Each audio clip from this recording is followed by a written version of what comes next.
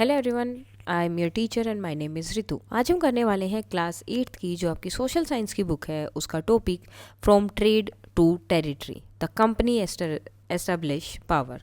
सो इसमें हम topic wise worksheets कर रहे हैं। सबसे पहले आपकी आज जो हम करने वाले हैं वो है ट्रेड एंड टेरिटरीज। तो इसके एमसीक्यूज नो जो भी इंपॉर्टेंट क्वेश्चन आंसर बनेंगे वो सब हम करते हैं। सबसे पहले आते हैं आपके MCQs. Dash was called as the tiger of Mysore. तो टाइगर ऑफ मैसूर किसे बोला जाता था? टीपू सुल्तान को। Who was the last powerful Mughal ruler. तो मुगल का जो सबसे लास्ट रूलर था और जो सबसे पावरफुल भी था, क्योंकि उनके बाद भी बहुत सारे हुए लेकिन वो उतने पावरफुल नहीं रहे। तो लास्ट जो पावरफुल रूलर था वो था औरंगजेब।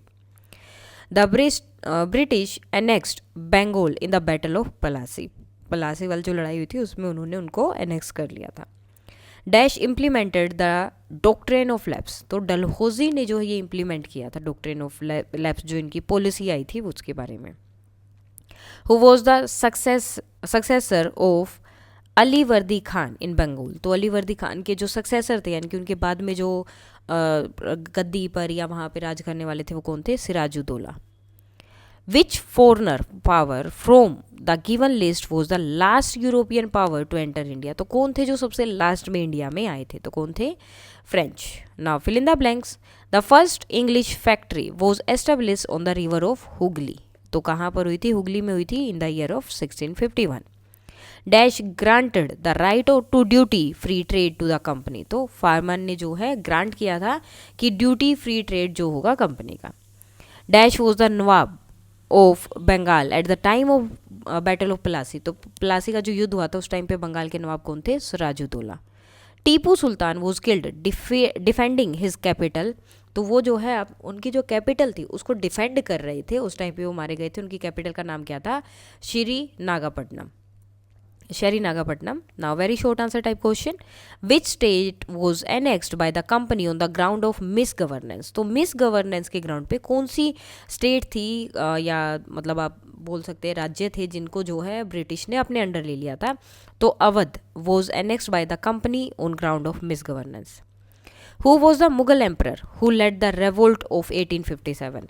जिन्होंने जो है 1857 के जो revolt था, जो विद्रोह हुआ था, उसको जो है लेड किया था, यानी कि उसमें एक तरह से आप बोल सकते हैं कि नेता की तरह काम किया था। तो कौन से? Bahadur Shah Zafar led the revolt of 1857। Name the first governor general of India. तो पहले कौन थे? Warren Hastings was the first governor general of India. Now answer in detail.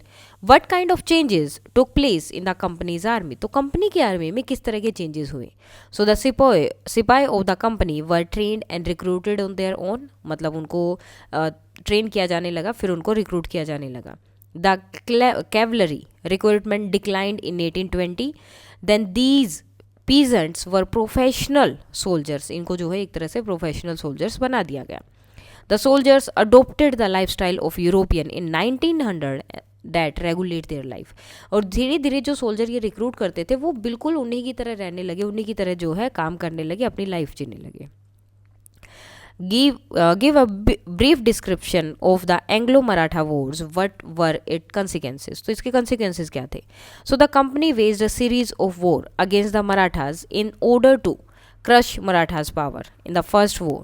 There was no clear victor. कोई भी क्लियर विक्ट्री वहाँ पर नहीं थे या विक्टर नहीं था। Hence it ended in 1782।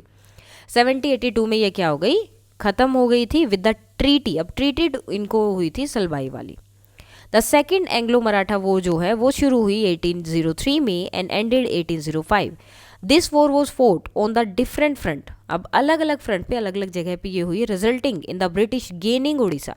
इसमें क्या हुआ? ब्रिटिश ने उड़ीसा पे अपना अधिकार जमा लिया। And the territories north of the Yamuna river including Agra and Delhi. और आगरा और दिल्ली में जो यमुना रिवर के आसपास की जगह थी वो भी उन्होंने ले ली थी।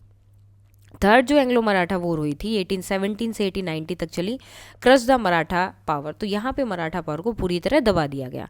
The Peshwas was removed and sent away to Bithoor near Kanpur with a pension.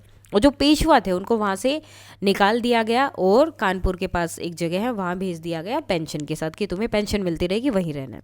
The company now had complete control over the territories south of the Vindhyas. तो विंध्या में जो जगह थी, विंध्याचल पर्वत या उसके आसपास की जो जगह है उन्हें बोला गया।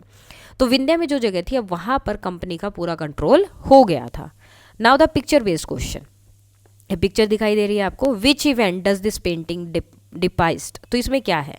सो the painting shows the surrender of Tipu Sultan son as a hostage to the British. तो ये टीपू सुल्तान के बच्चे हैं, उनको जो है ये जो ब्रिटिश है उनको हैंड ओवर किया जा रहा है कि इनको आप बंदी बनाकर रखिए। Name the British officer shown in the painting. तो इस पेंटिंग में जो ऑफिसर दिखाई दे रहा है उसका नाम क्या है? So the officer air Cornwallis, the governor general of India at that time. What does this painting symbolize? अब ये पेंटिंग क्या बता रही है? So it symbolize British dominance, कि ब्रिटिश का डोमिनेंस कितना ज़्यादा उस टाइम पे हो गया था, ट्रम्प ऑफ ब्रिटिश पावर, और किस तरह से जो है पूरे इंडियन रूलर पे जो है ब्रिटिश पावर का अधिकार था वो जीतते थे। एंड ह्यूमिलेटिंग टर्म्स, और ह्यूमिलेटिंग टर्म्स जो है इम्पोज होती थी उन पे आफ्टर मिलिट्री डिफीट्स। तो वो सारी चीज़ें, मतलब जो जो चीज़ें वो करते थे वो, और जो इंडियन हार जाते थे उनके लिए किस तरह से कौन कौन सी टर्म्स या वर्ड्स उनके लिए यूज़ किए जाते थे इंडियंस के लिए। Now on the given outline map of India mark the places Buxar, Plassey, Calcutta, Srirangapatna and Goa. इन सबको आपको यहाँ दिखाना है। सो ये आपका बक्सर है यहाँ पर, बी प्लासी के लिए है, सी कलकत्ता के लिए है, डी आपका श्रीरंगपट्टनम है, और जी ई वाला जो है गोवा के लिए है। तो इसके साथ ही आपका ये जो वर्कशीट है इस टॉपिक से रिलेटेड वो कंप्लीट हो जाती है। इसमें कोई भी डाउट है तो आप बता सकते हैं। That's all for today and please like share and subscribe. Thank you.